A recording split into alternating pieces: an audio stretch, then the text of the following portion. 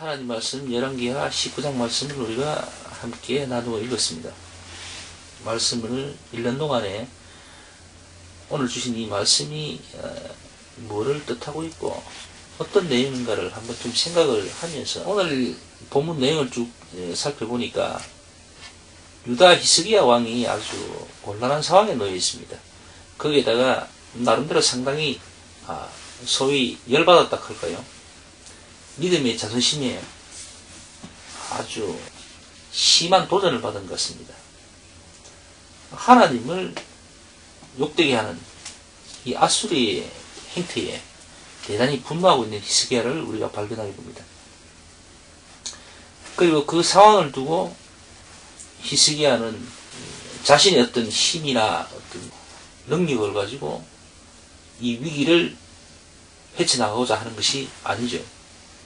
히스기야는 단번에 자신의 옷을 찢고 하나님 앞에 나갑니다. 하나님, 지금 이 상황이 이렇게 되었습니다. 보십시오, 하나님 하고 하나님 앞에 기도를 합니다. 14절 말씀을 한번 볼까요? 히스기야가 사자의 손에서 편지를 받아 보고 여호와의 전에 올라가서 그 편지를 여호와 앞에 펴놓고 그 앞에서 기도하여 가로되 그룹들 위에 계신 이스라엘의 하나님 여호와여, 주는 천하 만국의 홀로 하나님이시라. 주께서 천지를 조성하셨나이다. 여호와여, 귀를 기울여 들으소서. 여호와여, 눈을 떠서 보시옵소서. 산을 위 사신 하나님을 회방으로 보낸 말을 들으시옵소서. 여호와여, 아수르의 열방이 과연 열방과 그 땅을 황폐케 하고 또 그 신들을 불에 던져사오니 이는 저희가 신이 아니요 사람의 손으로 지은 곧 나무와 돌뿐이므로 멸하나이다. 우리 하나님 여호와여, 원컨대 이제 우리를 그 손에서 구원하옵소서. 그리하시면 천하 만국이 주 여호와는 홀로 하나님이신 줄 알리이다 하니라. 지금 히스기야는 대단히 믿음의 상처를 받고 도전을 받았습니다. 아수로 랍사게가 감히 살아계신 하나님을 욕되게 하는 거죠. 그래서 대단히 분노를 합니다. 그래서 당장에 창칼을 들고 일어선 게 아니라 자신의 옷을 찢어버립니다. 그리고는 하나님 앞에 나아갑니다. 받은 편지를 쫙 펴놓고 하나님 이렇습니다. 사실 우리가 오늘 말씀을 쭉 보면서 지금 이 히스기야의 이 신앙의 자세는 정말 믿음의 표범이라고 할 수가 있습니다. 정말 모범된 신앙의 자세죠. 많은 사람들이 하나님을 믿는다고 하고 있지만 사실은 이렇게 어떤 문제에 직면했을 때에 하나님 앞에 기도로 나아가는 사람, 하나님 앞에 당장 아뢰고 하나님을 먼저 의뢰하는 사람, 그런 사람들은 참 찾아보기가 어려운 것 같습니다. 대부분의 사람들은 그러니까 어떤 문제가 직면하면은 자신이 지금까지 경험한 그런 것들로 또 혹은 자신이 가지고 있는 어떤 범위, 능력 그런 걸로 그저 대처를 하고 해결을 하죠. 또 자신이 먼저 그 문제에 대해서 할 만큼 하고 지쳤을 때에 하나님 앞에 나아가기도 하죠. 또 오늘 히스기야 왕은 어떻습니까? 단번에 주님 앞에 나아갑니다.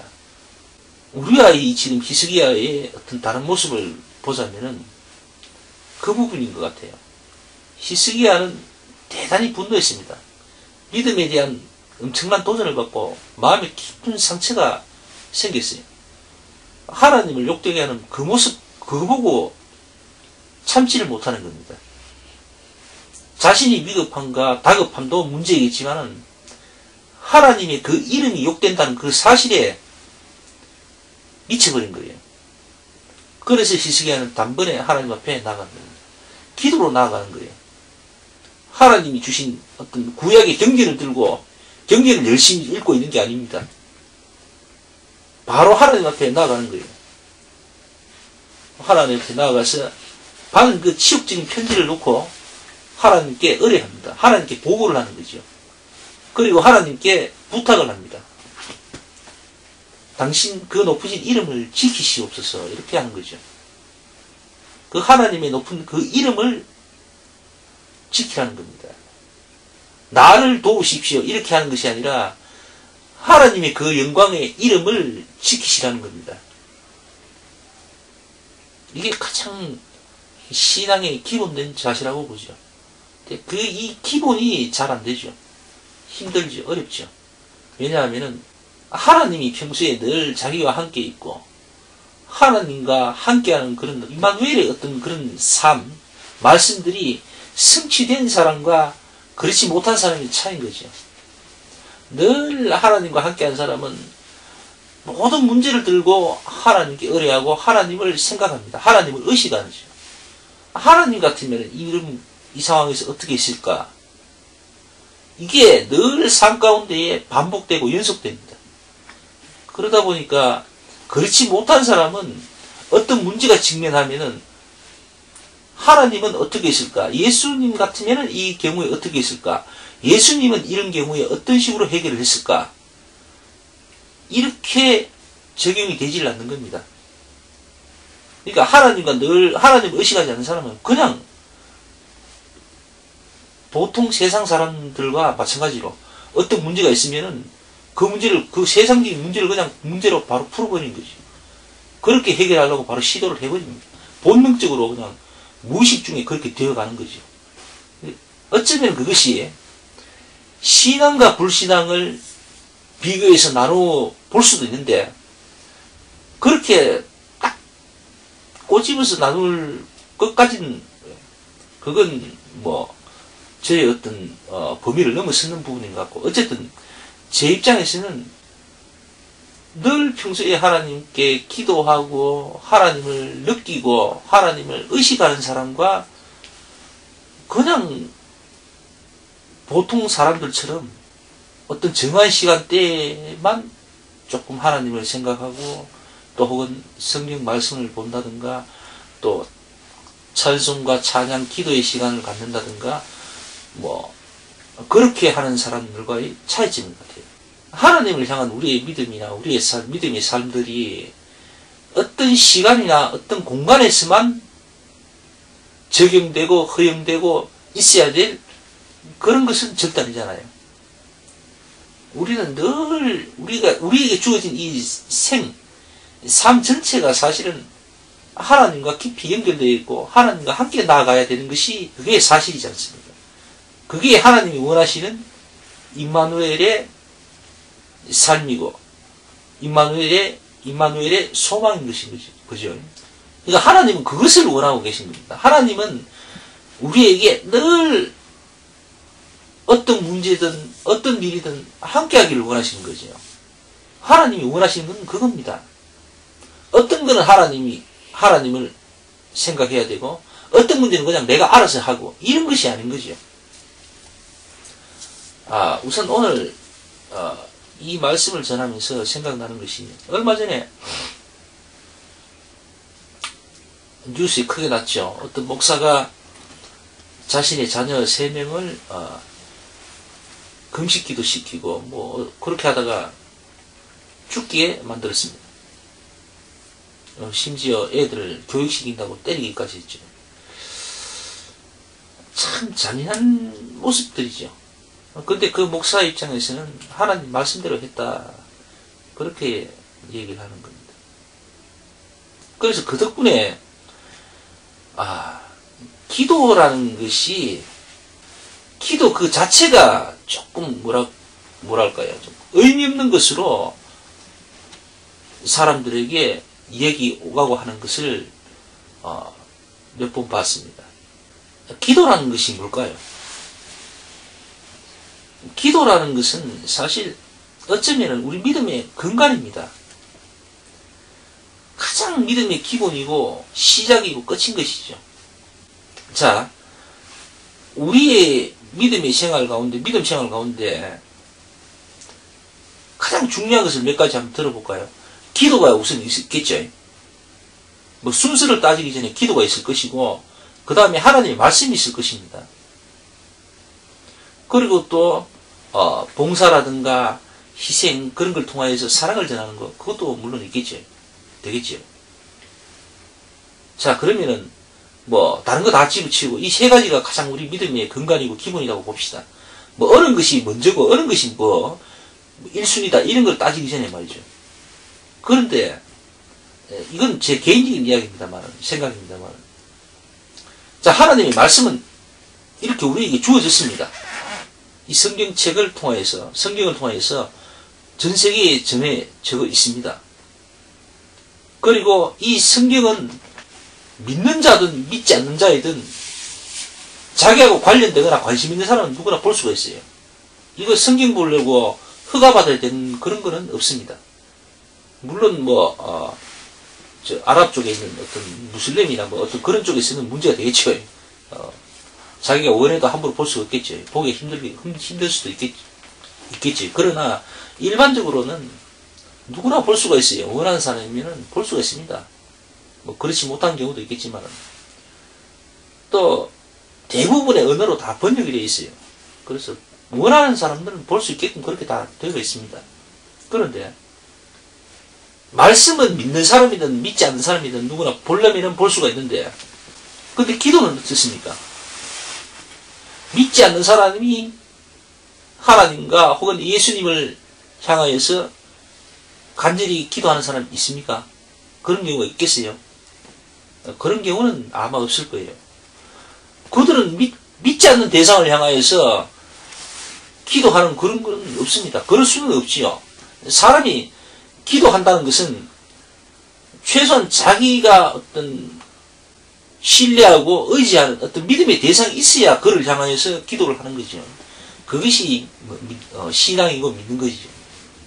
또 사랑과 봉사, 희생 이런 면에서는 사실은 우리가 지금 우리 예수님도 그렇고 하나님이나 예수님이나 그 외에 많은 사람들도 그런 것을 주장을 했습니다. 아니할 말로 부처도 석가모니 부처도 어떻게 보면 사랑을 이야기한 거죠. 이야기했죠. 일종의 사랑이죠. 그것도. 그 다음 무슬림도 마찬가지예요. 그들도 사실은 따지고 보면 형제라든가 여러 가지 사랑을 이야기하고 있는 겁니다. 그래서 아주 파괴라든가 이런 걸 주장하는 경우는 잘 없죠. 그러니까 쉽게 말해서 모두가 이해하고 덜 알고 있는 그런 어떤 일반적인 그런 종교들은 대부분 사랑하라 그러고 아주 좋은 말들 많이 합니다. 많이들 하고 있어요. 그런데 예수 그리스도를 향하여서 기도하는 사람은 우리밖에 없는 거죠. 믿지 않는 사람, 예수 그리스도를 주로 신하지 않고 믿지 않는 사람은 그 예수님을 향해서 기도할 필요가 없는 거예요. 있을 수가 없는 겁니다. 그래서 이 기도라는 것은 가장 어쩌면 핵심이에요. 핵심. 믿음의 가장 근간입니다. 시작이고 끝인 거예요. 믿음으로 시작해서 기도로 시작해서 믿음으로 끝나고 기도로 끝나는 거예요. 그러니까 하나님과 우리의 어떤 직접적인 교통의 어떤 가교의 역할은 사실은 기도입니다. 기도. 성경학자들은 늘 예수님을 안 믿지만은 이 성경에 대해서 굉장히 해박하고 많은 것을 알고 있습니다. 구약 창세기부터 끝까지 아주 줄줄줄 꿰고 있어요. 우리보다 훨씬 더 많이 알고 있을 겁니다. 그런데도 그 사람들은 예수님께 감사의 기도를 하지 않습니다. 왜? 그들은 예수님을 믿지 않는 거예요. 성경은 공부를 하고 많이 알고 있지만은 예수님을 안 믿는 거죠.